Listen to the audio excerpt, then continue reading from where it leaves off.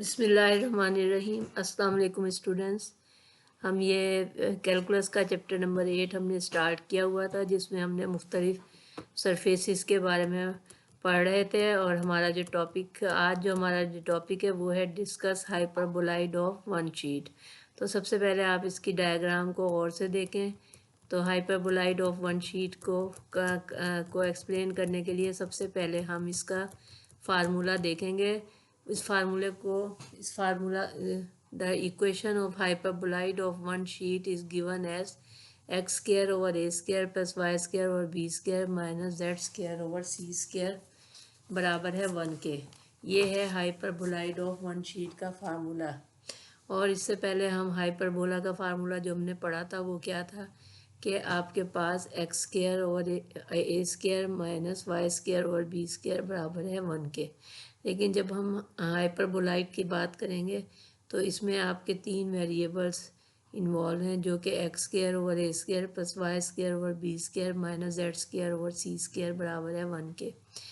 तो सबसे पहले हम इसकी, जैसा कि हमने पिछला आपको पढ़ाया था कि discuss the hyperboloid of one sheet से पहले हमने एलिप्सॉइड को डिस्कस किया था। एलिप्सॉइड को डिस्कस करने के लिए हमने उसका फार्मूला किया था और उसकी हमने सिमिट्री और इंटरसेप्ट फाइंड आउट किए थे, सेक्शन और फाइंड आउट की थी। बिल्कुल हम इसको भी इसी प्रोसीजर से स्टार्ट करेंगे। सबसे पहले हम देखते हैं कि सिमिट्री फाइंड आउट करने के लिए with respect to coordinate axis हम देखेंगे कि एक्स स्क्वायर वाई स्क्वायर और जेड स्क्वायर की पावर जो हैं वो स्क्वायर की फॉर्म में है, यानी इवन फॉर्म में है।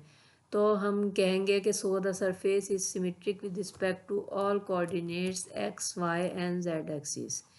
तो इसको मैंने लिखा हुआ भी है और आपको बताया कि चूँकि एक्स वाई जेड की पावर सेकंड स्क्वायर में है तो ये इवन है। तो इसलिए ये सिमिट्री है इसकी surface with respect to all coordinate axis. इसके बाद हम देखेंगे कि with respect to coordinates plane है या नहीं है। Since the power of x y z are even in equation 1 so the surface is symmetric with respect to all coordinates plane. अब इसके बाद सबसे पहले इस सिमिट्री करने के बाद हम इसके इंटरसेप्ट की तरफ आएंगे। तो इंटरसेप्ट के लिए हमने एक्स इंटरसेप्ट फाइंड आउट करना है, वाई इंटरसेप्ट फाइंड आउट करना है और जेड इंटरसेप्ट फाइंड आउट करना है। जैसा कि आप सबको पता है कि एक्स इंटरसेप्ट फाइंड आउट करने के लिए हम वाई को भी ज़ीरो करेंगे और जी को भी ज़ीरो करेंगे।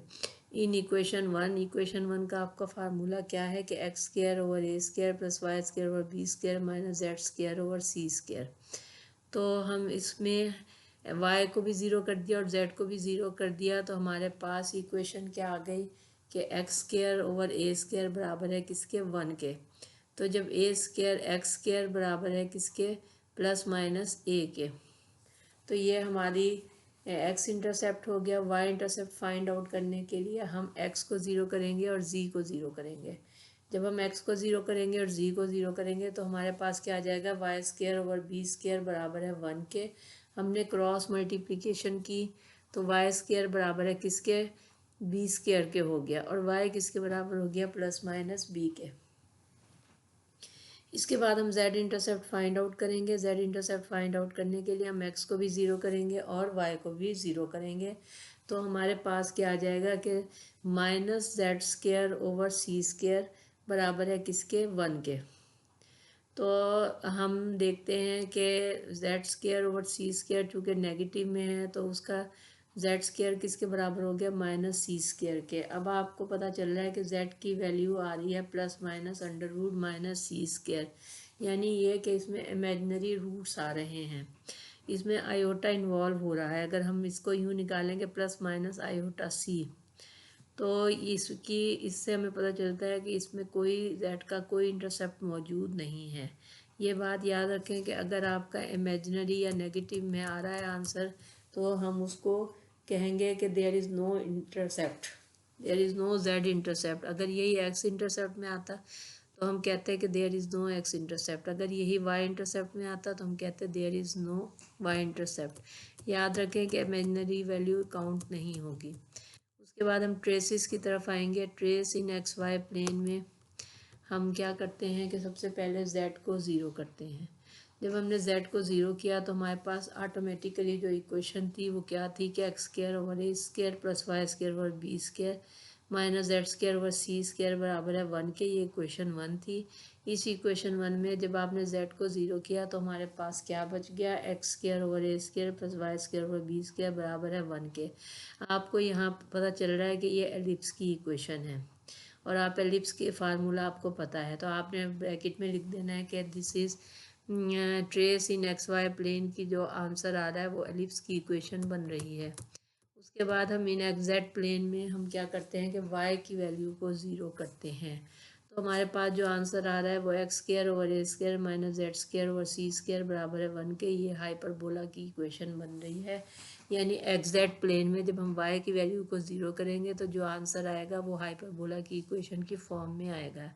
और आपने हाइपरबोला की इक्वेशन का फार्मूला याद किया हुआ है, वो क्या है कि एक्स स्क्वायर ओवर ए square minus Y square over B square बराबर है 1 के। तो यहाँ ये क्या है कि एक्स स्क्वायर ओवर ए square minus Z square over सी स्क्वायर बराबर है 1 के, क्योंकि ये एग्जैक्ट प्लेन में है। उसके बाद वाई जेड प्लेन में जब आप एक्स की वैल्यू को ज़ीरो करेंगे तो आपके पास Y square over B square minus Z square over सी स्क्वायर बराबर है 1 के आएगा। ये भी आपकी हाइपरबोला की इक्वेशन है। और वाई जेड प्लेन में है तो ये आपके पास Y square over B square minus Z square over सी स्क्वायर बराबर है 1 के आएगा। और जबकि आपने सिंपल हाइपरबोला की इक्वेशन ऐसे याद की हुई है कि एक्स स्क्वायर ओवर ए square minus Y square over B square बराबर है 1 के। तो ये इक्वेशन भी सेम हाइपरबोला की दोनों इक्वेशन आपको हासिल हो रही हैं। आपने ब्रैकेट में ज़रूर मेंशन करना है कि जो आंसर है वो आपका एलिप्स का बन रहा है या हाइपरबोला का बन रहा है। उसके बाद हम सेक्शन की तरफ आते हैं। Section by planes parallel to x y plane में हम z की वैल्यू को के पुट करते हैं इन इक्वेशन 1। तो आपके पास जो रिक्वायर्ड इक्वेशन 1 आएगी वो क्या होगी कि एक्स स्क्वायर ओवर ए square plus Y square over B square minus K square over सी स्क्वायर बराबर है 1 के। अगर ये नेगेटिव के स्क्वायर ओवर सी स्क्वायर राइट हैंड साइड पर जाएगा तो 1 प्लस के स्क्वायर ओवर सी स्क्वायर हो जाएगा। अब अगर हम इसको स्क्वायर रूट में ले लें और इसको क्या कर दें, क्रॉस मल्टीप्लाई कर दें, तो हमारे पास आंसर क्या आ जाएगा कि x square over a 1 plus k square over C square और plus Y square over b 1 plus k square over सी स्क्वायर, दोनों को स्क्वायर की फॉर्म में लिखना है। ये तो बराबर है 1 के। तो दोबारा आपके पास एलिप्स की इक्वेशन आ गई है। ये हमने ट्रेस फाइंड आउट कर लिया है, सेक्शन फाइंड आउट कर लिया है, section by plane parallel to x y plane. तो ये आपके रिक्वायर्ड जो आपने hyperboloid of two sheet discuss किया था, हाइपरबोलाइड ऑफ 1 शीट डिस्कस किया था, उसका प्रूफ आपके पास कंप्लीट हो गया है। अब हम आते हैं कि discuss the hyperboloid of 2 sheets. अब हाइपरबोलाइड ऑफ 2 शीट्स की डायग्राम को आपने गौर से देखना है और इसके मुताबिक इसका फार्मूला हम जब लिखेंगे तो हमारे पास क्या आ जाएगा कि बिल्कुल सेम आपका वही फार्मूला है, लेकिन वहाँ इक्वल टू 1 था, यहाँ इक्वल टू -1 है। एक्स स्क्वायर ओवर ए square plus Y square over B square minus Z square over सी स्क्वायर बराबर है -1 के। ये फार्मूला है हाइपरबोलाइड ऑफ 2 शीट्स और आपको इसमें 2 शीट्स आपको नज़र आ रही हैं।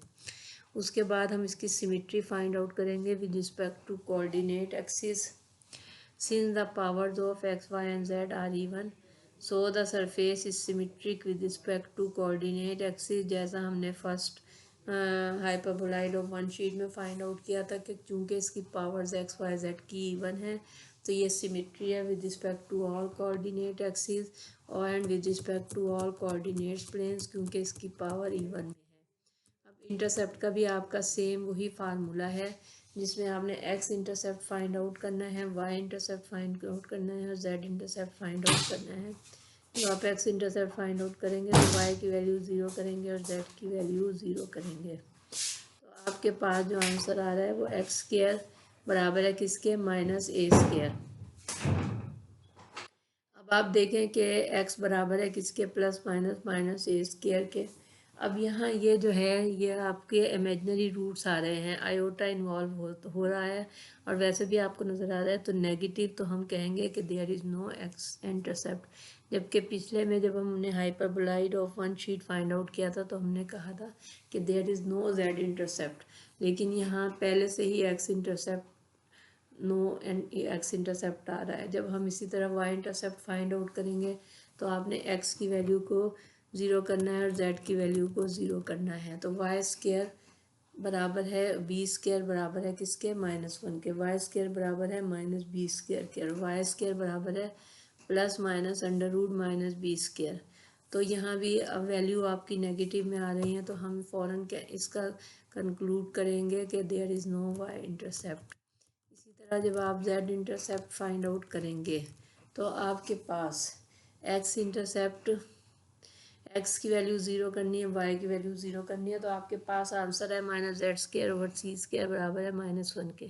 तो -z² बराबर है किसके, -c²। माइनस माइनस जो है कैंसिल हो गया और z² बराबर है +c² के, और इस बीच इम्प्लाइज z बराबर है ±c के।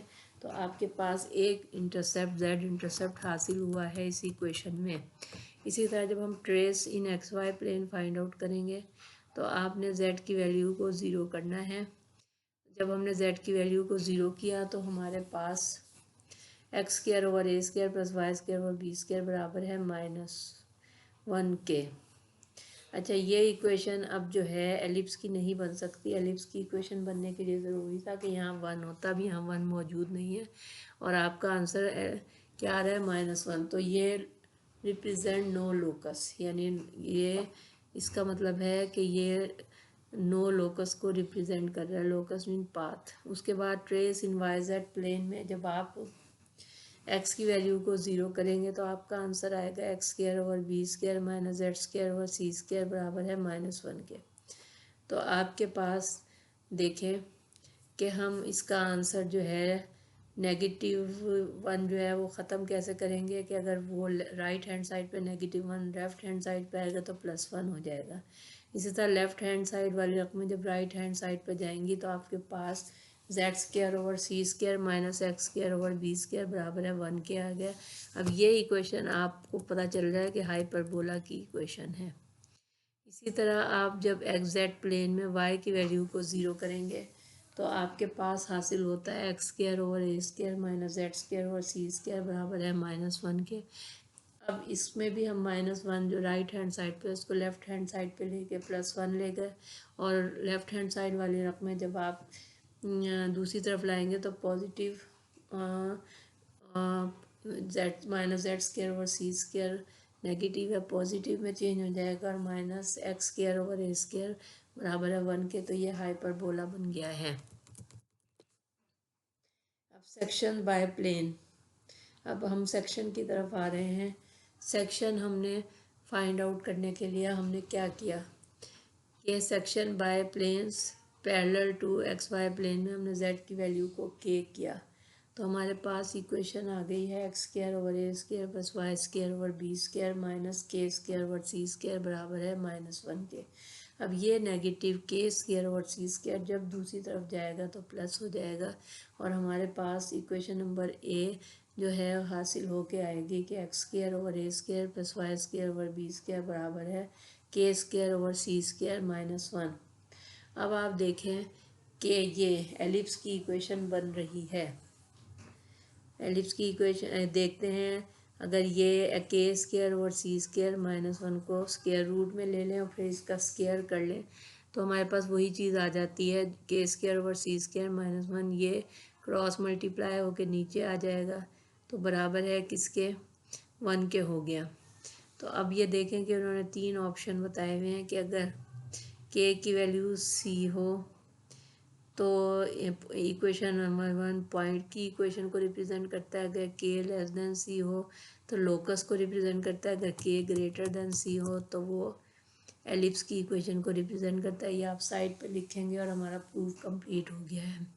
उसके बाद जो आपकी बुक का पेज नंबर आपका है 379 पे एलिप्टिक पैराबोलाइड दिया हुआ है। एलिप्टिक पैराबोलाइड में भी आपने क्या करना है कि सबसे पहले इसका फार्मूला देखना है। फार्मूला आपको क्या, this surface is given by the equation x square over A square plus Y square over B square बराबर है किसके, 2z के। ये इसका फार्मूला है।